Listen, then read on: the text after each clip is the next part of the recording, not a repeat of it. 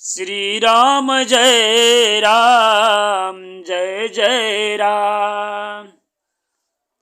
श्री राम जय राम जय जय राम। श्री रामचरितमानस बालकांड से दोहा नंबर 61 से 70 तक की कथा हम सब श्रवण करेंगे, जिसमें सती का दक्ष यज्ञ में जाना, पति के अपमान से दुखी होकर सती का अग्नि में जल जाना, दक्ष का यज्ञ विध्वंस और पार्वती जी का जन्म और तपस्या की कथा हम सब इस भाग में सुनेंगे। तो कथा को प्रारंभ कर रहे हैं। दोहा नंबर 61। पिता भवने उत्सव परम, जो प्रभु आयसु होई। तो मैं जाऊं कृपायतन, सादर देखन सोई। आखिर सती जी भय, संकोच और प्रेम रस में सनी हुई मनोहर वाणी से बोली कि हे मेरे प्रभु, मेरे पिता के घर बहुत बड़ा उत्सव है।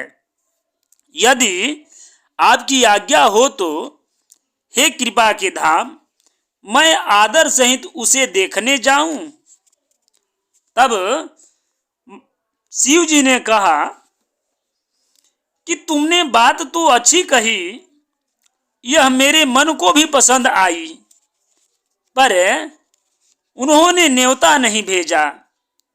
यह अनुचित है कि दक्ष ने अपनी सब लड़कियों को बुलाया है, किंतु हमारे बैर के कारण उन्होंने तुमको भी बुला दिया। एक बार की बात है, ब्रह्मा की सभा में हमसे अप्रसन्न हो गए थे।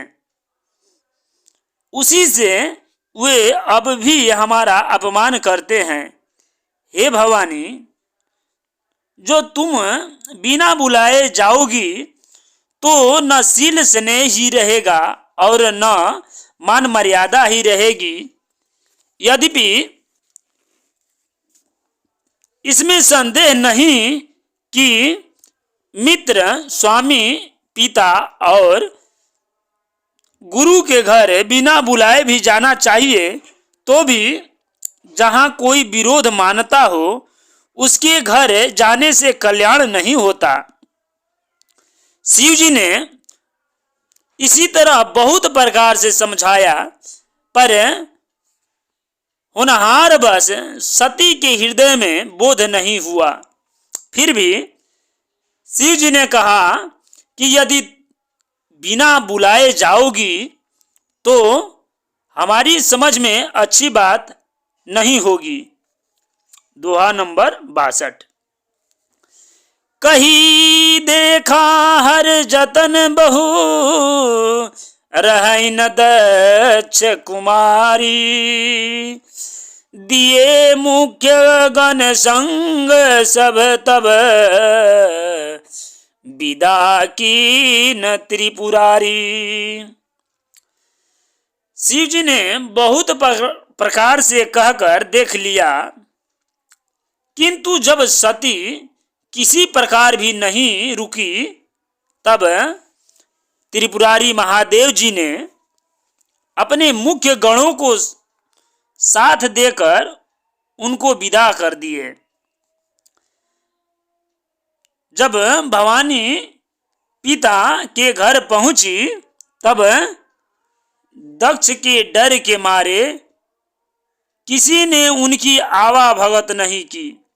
केवल एक माता भले ही आदर से मिली, बहिनें बहुत मुस्कुराती हुई मिली, दक्ष ने तो उनकी कुछ कुशल तक नहीं पूछी।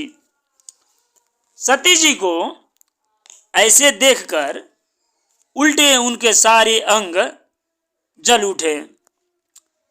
तब सती ने जाकर यज्ञ देखा।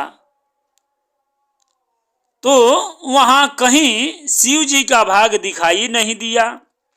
तब शिव जी ने जो कहा था वह उनकी समझ में आ गई। स्वामी का अपमान समझकर सती का हृदय जल उठा।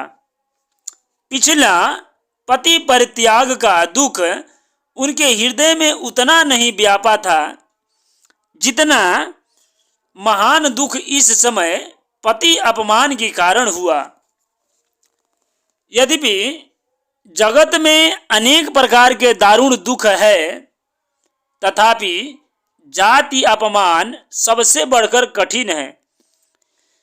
यह समझकर सती जी को बड़ा क्रोध आ गया। माता ने उन्हें बहुत प्रकार से समझाया बुझाया। दोहा नंबर 63। शिव अपमानु न जाई सही, हृदय न होई प्रबोध, सकल सबहि हठी हटकी, तब बोली बचन सक्रोध। परंतु उनसे शिव जी का अपमान सहा नहीं गया। उसने उनके हृदय में कुछ भी प्रबोध नहीं हुआ। तब वे सारी सभा को हठ पूर्वक डांटकर क्रोध भरे वचन बोली, हे सभासदों और सब मुनीश्वरों, सुनो। जिन लोगों ने यहाँ शिव जी की निंदा की या सुनी है, उन सबको उसका फल तुरंत ही मिलेगा और मेरे पिता दक्ष की ही भांति पछताएंगे। जहां संत शिव जी और लक्ष्मीपति भगवान विष्णु की निंदा सुनी जाए, वहां ऐसी मर्यादा है कि यदि अपना बस चले तो उस निंदा करने वाली की जीभ काट ले और नहीं तो कान मूंद कर वहां से भाग जाए। त्रिपुर दैत्य को मारने वाले भगवान महेश्वर संपूर्ण जगत के आत्मा हैं। वे जगत पिता है और सबका हित करने वाले हैं। मेरा मंद बुद्धि पिता उनकी निंदा करता है और मेरा यह शरीर दक्ष ही के वीर्य से उत्पन्न है। इसलिए चंद्रमा को ललाट पर धारण करने वाले वृषकेतु शिव जी को हृदय में धारण करके मैं इस शरीर को तुरंत ही त्याग दूंगी। ऐसा कहकर सती जी ने योगाग्नि में अपना शरीर को भस्म कर डाला। सारी यज्ञशाला में हाहाकार मच गया। दोहा नंबर 64। सती मरनु सुनी शंभुगन, लगे करन मख खीस, अजज्ञ विदवंश बिलो की भृगु, रक्षा किन्हीं मुनीस। सती का मरण सुनकर शिव जी के गण यज्ञ विध्वंस करने लगे। यज्ञ विध्वंस होते देखकर मुनीश्वर भृगु जी ने उसकी रक्षा की। ये समाचार शिव जी को मिले तब उन्होंने क्रोध करके वीरभद्र को भेजा। उन्होंने वहां जाकर यज्ञ विध्वंस कर डाला और सब देवताओं को यथोचित फल दंड दिया। दक्ष की जगत प्रसिद्ध वही गति हुई जो शिवद्रोही की हुआ करती है। यह इतिहास सारा संसार जानता है, इसलिए मैंने संक्षेप में वर्णन किया। सती ने मरते समय भगवान हरि से यह वर मांगा कि मेरा जन्म जन्म में शिव जी के चरणों में अनुराग रहे। इसी कारण उन्होंने हिमाचल के घर जाकर पार्वती जी के शरीर से जन्म लिया। जब से उमा जी हिमाचल के घर जन्मी तब से वहां सारी सिद्धियां और संपत्तियां छा गई। मुनियों ने जहां तहां सुंदर आश्रम बना लिए और हिमाचल ने उनको उचित स्थान दिए। दोहा नंबर 65।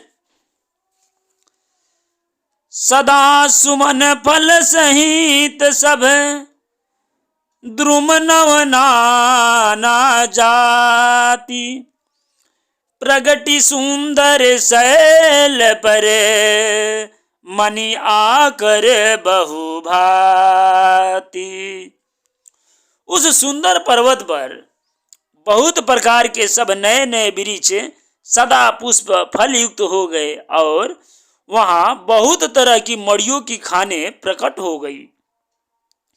सारी नदियों में पवित्र जल बहता है और पक्षी पशु भ्रमर सभी सुखी रहते हैं। सब जीवों ने अपना स्वाभी बैर छोड़ दिया और पर्वत पर सभी परस्पर प्रेम से रहते हैं। पार्वती जी के घर आ जाने से पर्वत ऐसा शोभायमान हो रहा है जैसा राम भक्ति को पाकर भक्त शोभायमान होता है। उस पर्वतराज के घर नित्य नए नए मंगल उत्सव होते हैं जिसका ब्रह्मादि यश गाते हैं। जब नारद जी ने ये सब समाचार सुने तो वे कौतुक ही हिमाचल के घर पधारे।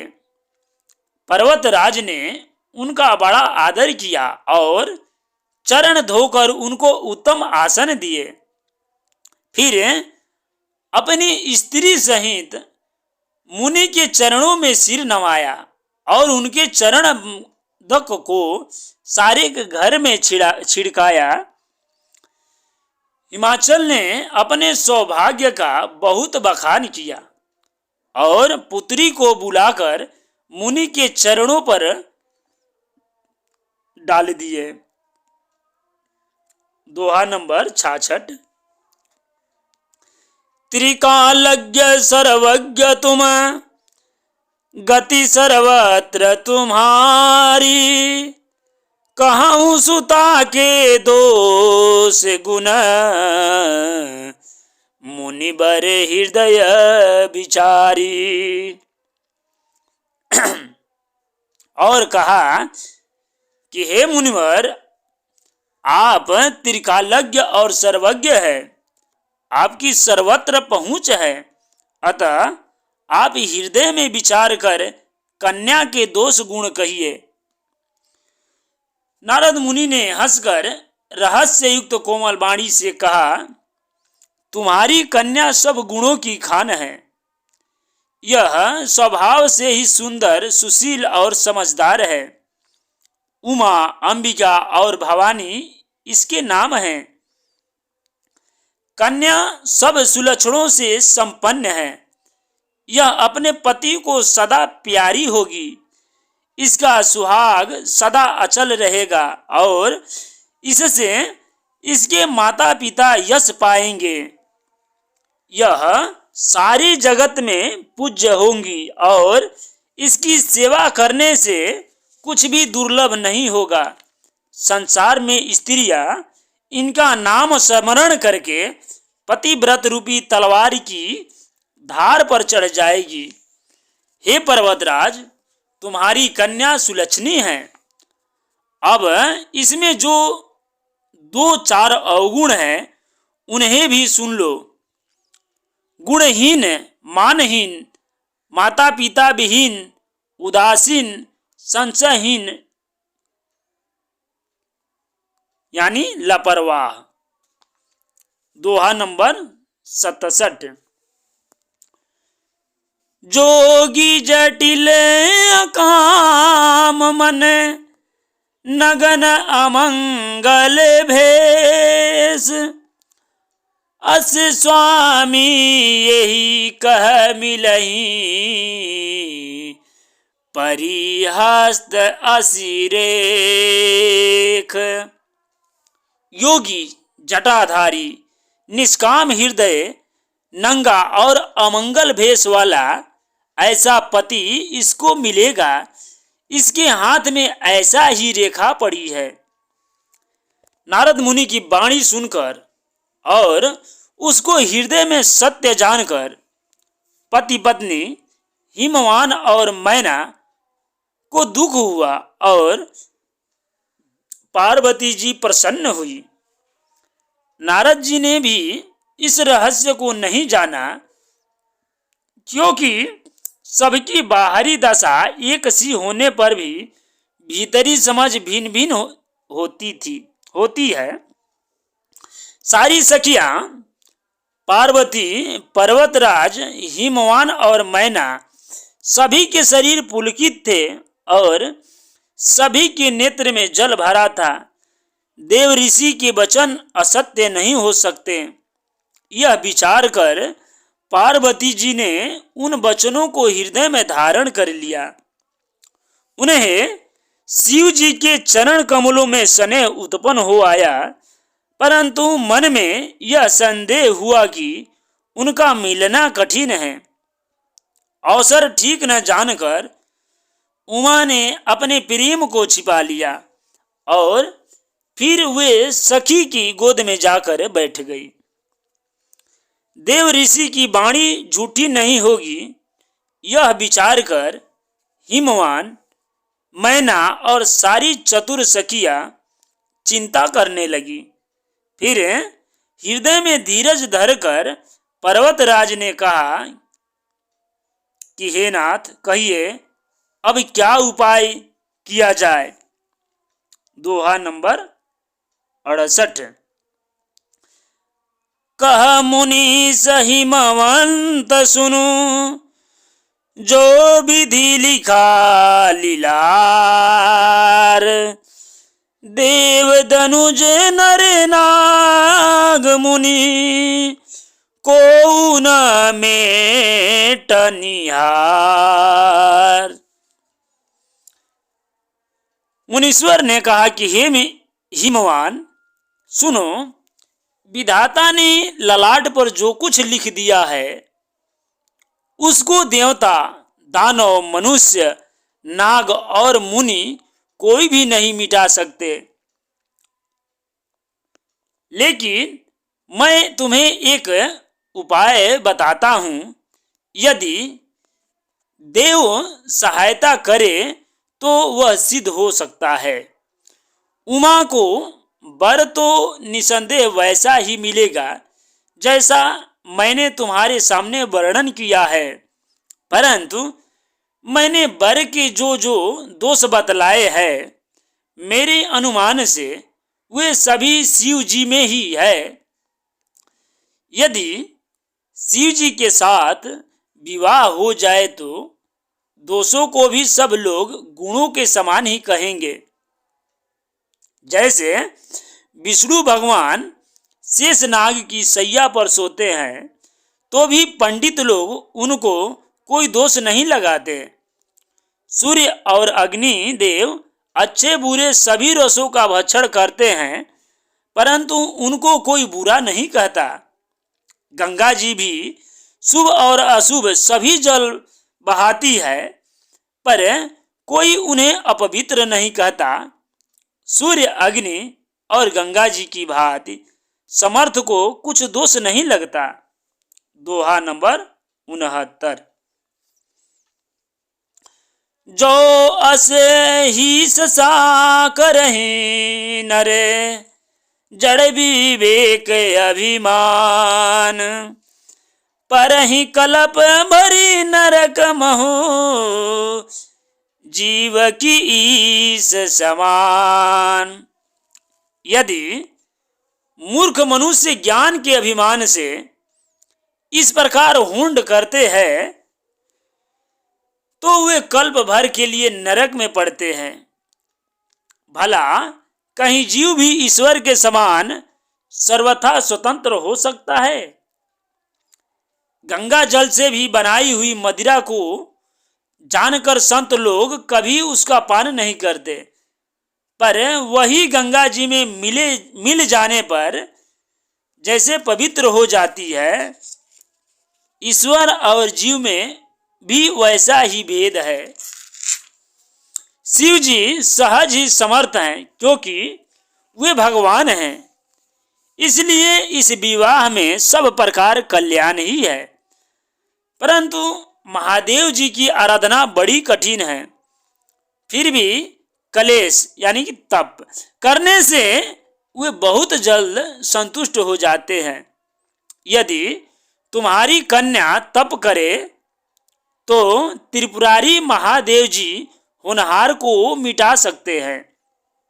यद्यपि संसार में वर अनेक हैं, पर इसके लिए शिव जी को छोड़कर दूसरा वर नहीं है।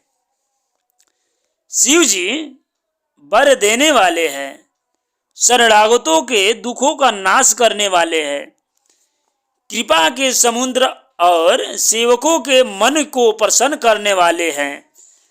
शिव जी की आराधना किए बिना करोड़ों योग और जप करने पर भी वांछित फल नहीं मिलता। दोहा नंबर 70। अस कहीं नारद सुमीरी हरि, गिरिजहि दीनी आशीष।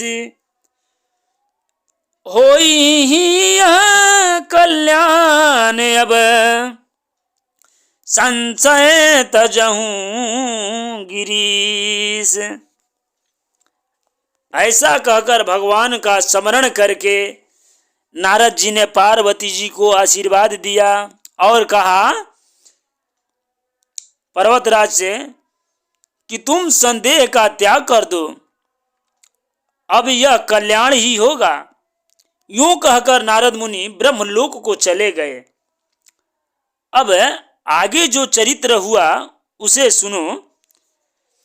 पति को एकांत में पाकर मैना ने कहा, हे नाथ, मैंने मुनि के वचनों का अर्थ नहीं समझा। जो हमारी कन्या के अनुकूल घर बर और कुल उत्तम हो तो विवाह कीजिए, और नहीं तो लड़की चाहे कुंवारी ही रहे।